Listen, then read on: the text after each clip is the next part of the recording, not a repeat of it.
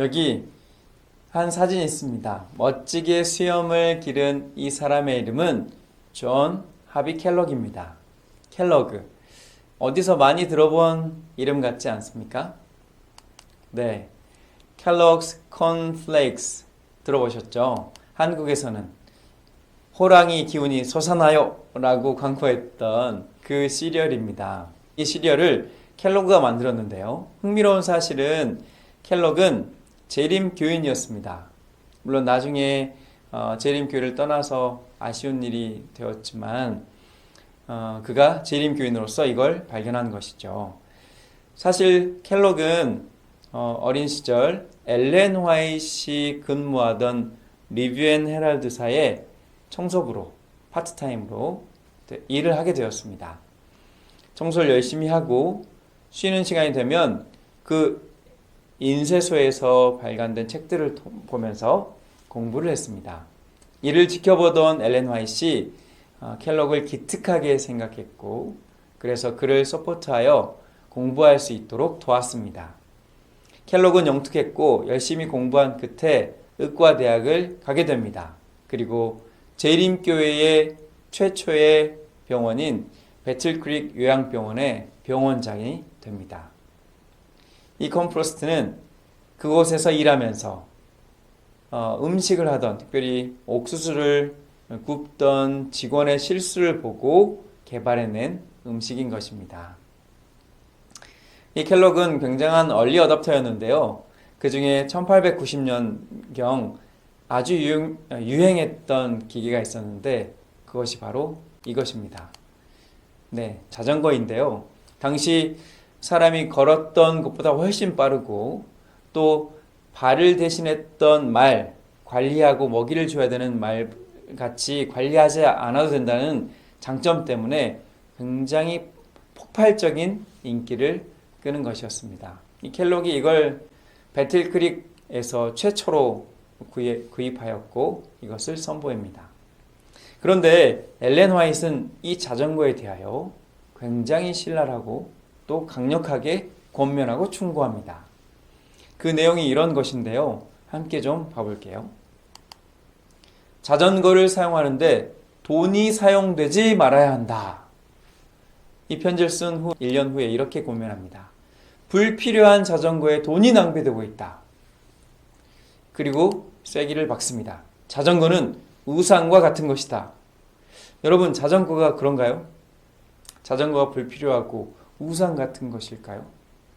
우리가 엘렌 화이트의 글을 이렇게만 읽고 발췌된 부분만 보면 오해하기 정말 쉽습니다.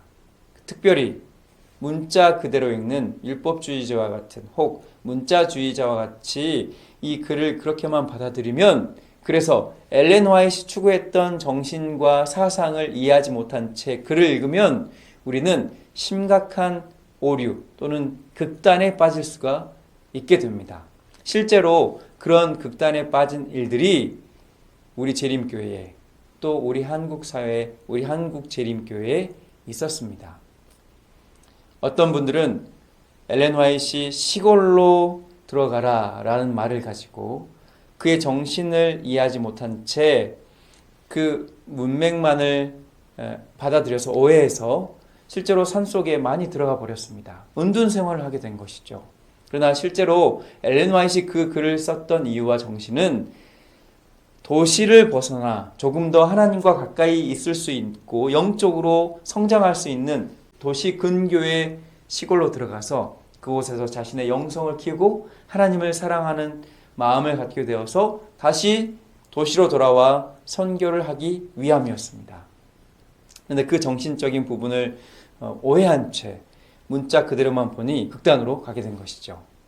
그런 것들은 또 있었습니다. 정신을 이해하지 못한 채 글만 이해했던 사람들이 엘렌 화이트이 극장에 가지 말아라. 지금 뭐라면 영화관에 가지 말라는 그 글을 받아들여서 극장에 가지 않은 사람들이 생겼습니다.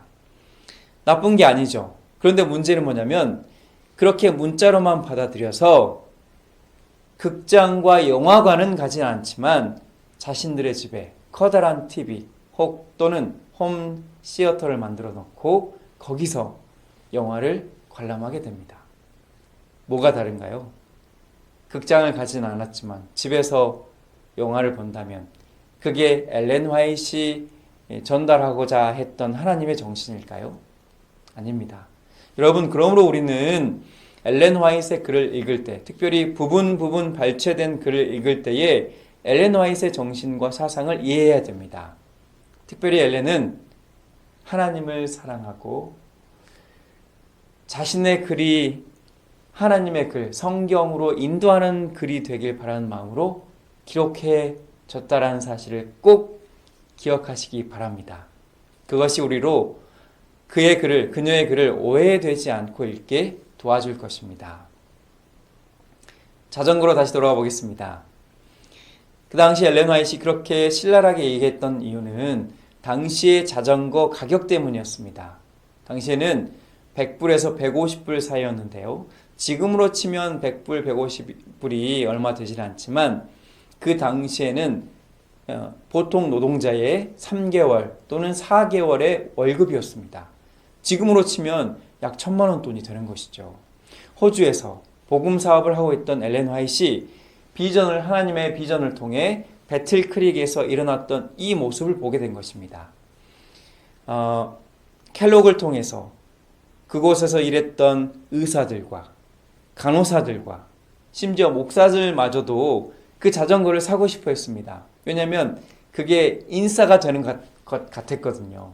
그래서 너도 나도 자전거를 샀고 심지어 가난한 사람들도 그 자전거를 사기 위해서 빚을 내서 산 것입니다. 이 모습을 비전으로 봤던 엘렌 화이트이 신랄하게 편지를 한 것이죠.